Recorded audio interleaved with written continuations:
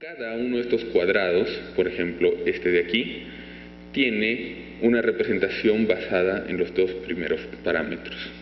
Por ejemplo, queremos identificar este triángulo. Queremos identificar este triángulo marcado con el número 3. ¿Cómo lo identificamos? Primero tenemos que saber en qué bloque nos encontramos. ¿Sí? Entonces, este es un bloque de nivel de refinamiento 0. Los azules son un bloque de nivel de refinamiento 1. ¿Sí?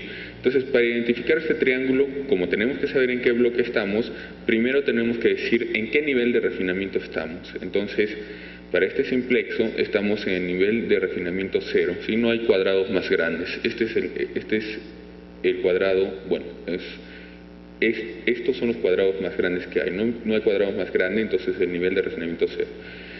Entonces decimos, estamos en el nivel de refinamiento 0, eso nos da R, y G nos da las coordenadas en ese nivel de refinamiento de este cuadrado. ¿Sí? Entonces decimos G es igual a 3,1, nosotros vemos en el nivel de refinamiento 0 tenemos 0, 1, 2, 3, y en X y en Y 0, 1. Entonces con eso identificamos este cuadrado. Perfecto, ya estamos en este cuadrado. Ahora necesitamos, entre todos los simplexos dentro de este cuadrado, identificar el que nos interesa, este de aquí. Entonces, para esto utilizamos los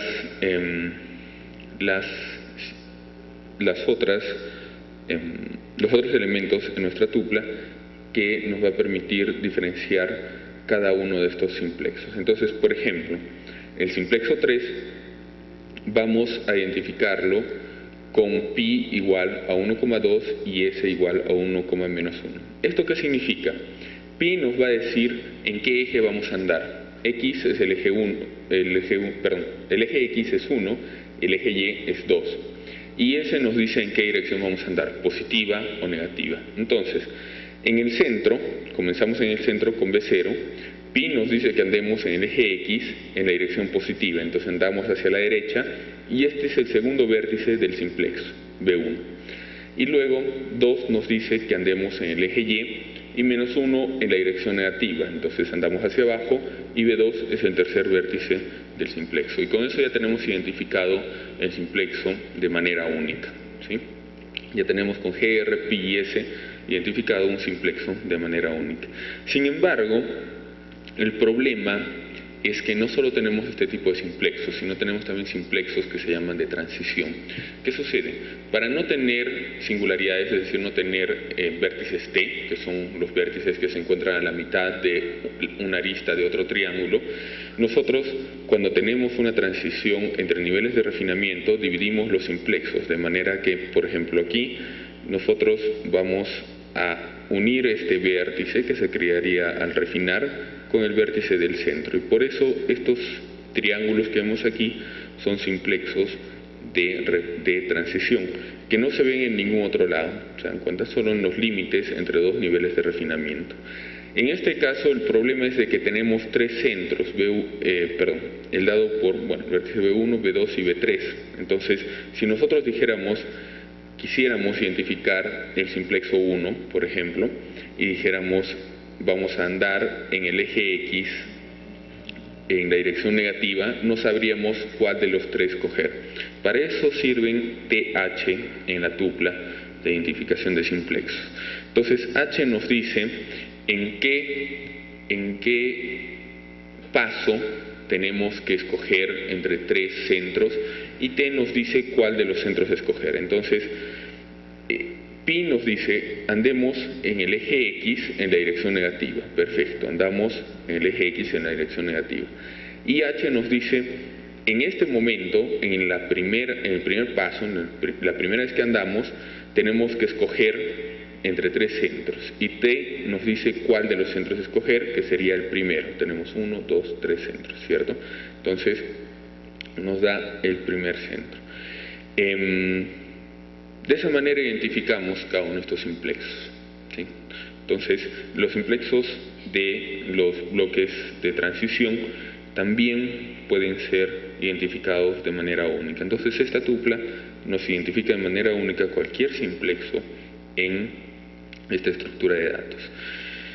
Además de esto, una vez que tenemos una representación única de cualquier simplexo en esta estructura de datos, lo vamos a poder recorrer también de una manera no ambigua. Y para eso se han definido varias reglas algebraicas basadas en pivotes, es decir, pivotes alrededor de una arista o, por ejemplo, de un vértice, que van a tomar un simplexo de entrada y nos da un simplexo de salida. Es decir, si nosotros estamos en un simplexo, podemos recorrer, dadas las reglas de pivotamiento, a cualquier otro simplexo en la estructura que sea adyacente a este. Entonces, estas reglas nos van a dar una manera de recorrer la estructura que es no ambigua. No las explico aquí porque es bastante largo este paper. En realidad, esta estructura de datos fue desarrollada también con los colegas con los que trabajamos en esta representación implícita de superficies, pero es un paper aparte, es bastante extenso. Entonces, no las explico aquí, pero lo que quiero que quede claro es que esta estructura de datos nos va a permitir recorrerla de una manera no ambigua y además generar una superficie con casos no ambiguos. Bien, entonces esto nos da nuestra partición de nuestro espacio. En realidad la partición del espacio son los cuadrados o en 3 dimensiones los cubos. Y la división en simplexo lo único que nos va a permitir es recorrerla de manera no ambigua y generar la superficie de triángulos también de manera no ambigua. Bien, con la partición del espacio nosotros ya tenemos todos los elementos para definir phi. ¿Se acuerdan las funciones peso? Ya tenemos definidas las funciones, podemos definir cualquier conjunto de funciones con soporte compacto θ, definimos los centros, los radios y listo, ya tenemos definidas las funciones phi. Entonces, ¿qué nos queda? Definir las aproximaciones locales también dentro de esta partición del espacio. Entonces, para definir las funciones locales, nosotros vamos a definir los soportes de estas funciones siendo iguales al soporte de las funciones phi.